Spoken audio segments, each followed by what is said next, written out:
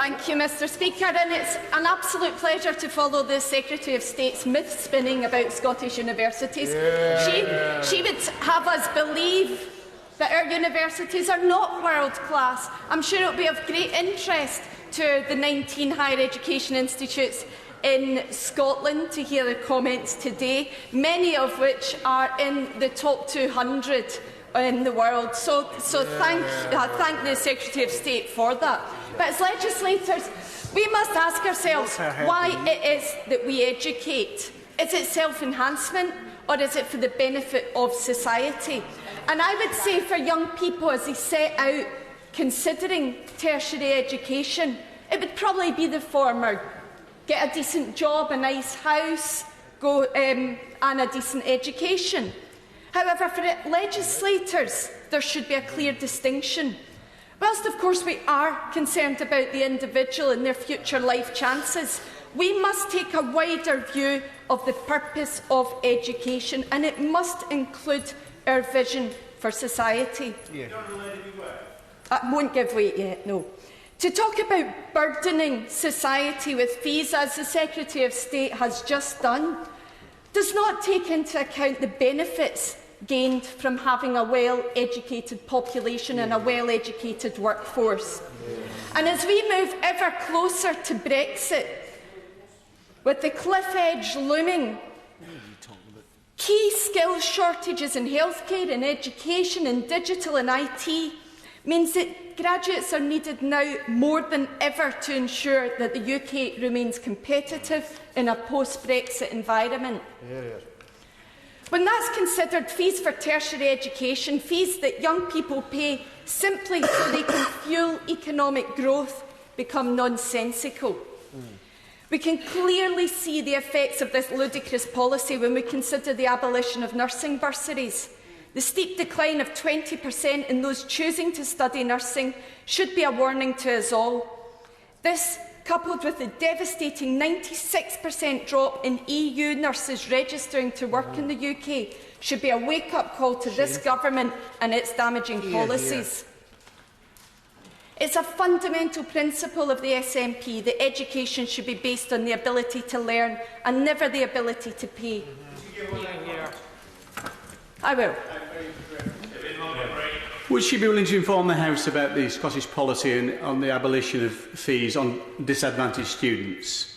If I can quote from the Sutton Trust, who said the Scottish policy of avoiding tuition fees meant that he was obliged to cap university places with particular negative consequences for the less advantaged students. First of all, the Scottish Government abolished fees. But secondly, since we came to power in 2007, there's been a 12% increase in Scottish domiciled students going to university. More than ever before. We have a strong and principled record of opposing increases in tuition fees in England and Wales. And we will reject any legislation which seeks to increase the financial burden on students. The fact that such a sweeping change to fee structure has been brought in by stealth in an attempt, anyway, as a statutory instrument is an indication of how low this government is willing to stoop and how scared they are of actually putting this brutal policy to the test. But this is not the only attack on English students. The interest in tuition fees has risen sharply from 4.6 to 6.1%. Maintenance grants have been scrapped. And now we hear that debt, on completion of course, has reached an astronomical £50,000 for students in England, which will leave many young graduates saddled with debt throughout their entire working life. I wonder how many honourable members would have trooped willingly through the lobbies in 2010 to support the policy which 7 years on has left so many of our young people financially crippled.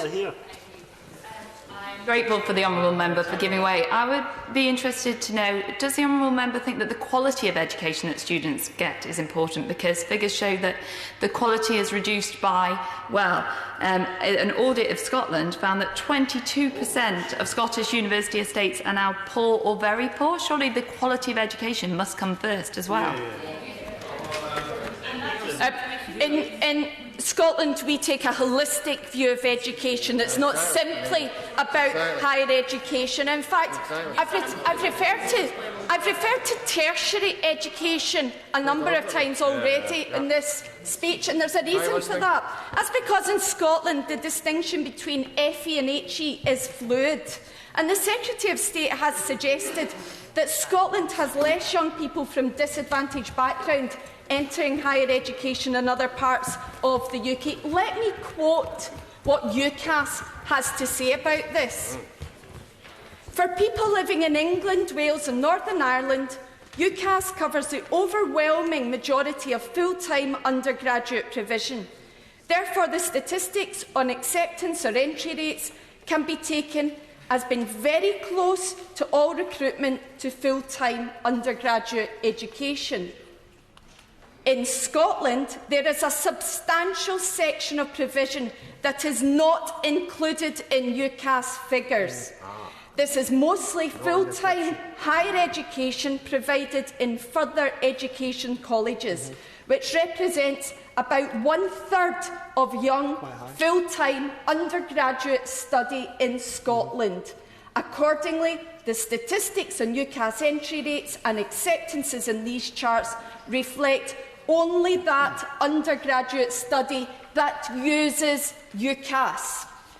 So to put this in simple words, UCAS only considers direct entry from school to universities, takes no account of higher education provided in our FE sector, or indeed young people who enter university having completed an access or a college course.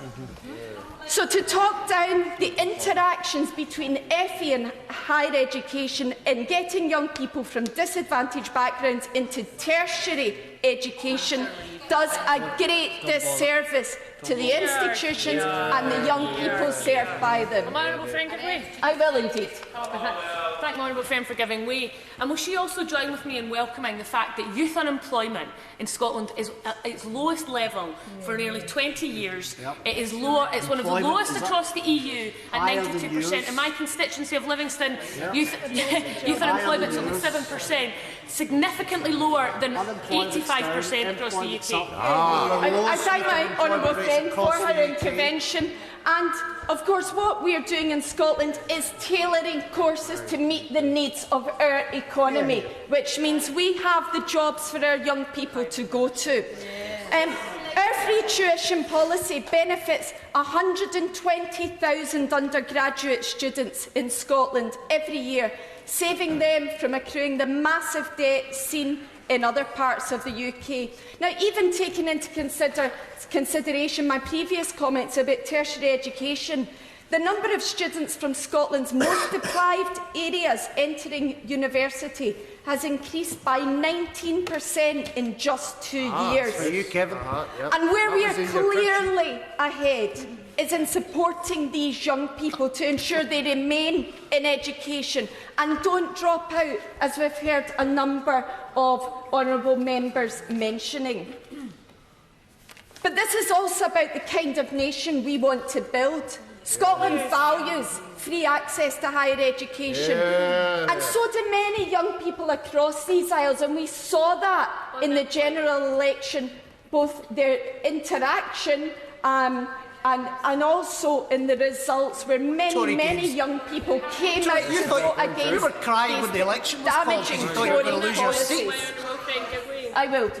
Thank honourable friend for giving way. Does she agree with me that many of us here on these benches would not even be here today if it weren't for the policy of the SNP to scrap tuition fees in the first place? And does she agree with me that the government could learn some lessons from Scotland? Hear, hear.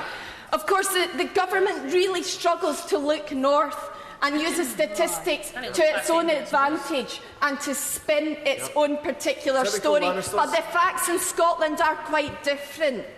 We have the most educated population in Europe. Only Luxembourg is ahead of us.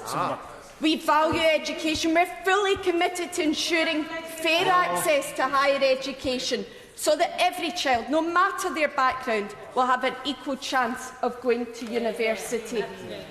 I'll finish by saying that education is not an industry to be opened up to free market practices. This is a sector which operates for the common good. I was interested to see how the DUP members were going to vote today. Were they happy to continue in their support of high fees in England whilst getting their £1 billion bribe? But it appears that they have all headed to the airport, unfortunately. Just like the Scottish Tory. And what of the Liberal Democrats who worked in coalition with the Tories in 2010 to impose this crippling debt on our young people? Ideologically, I'm opposed to fees in education. As an educator, I'm opposed to fees in education. And as we teeter towards that Brexit cliff edge, societally, I'm opposed to fees in education.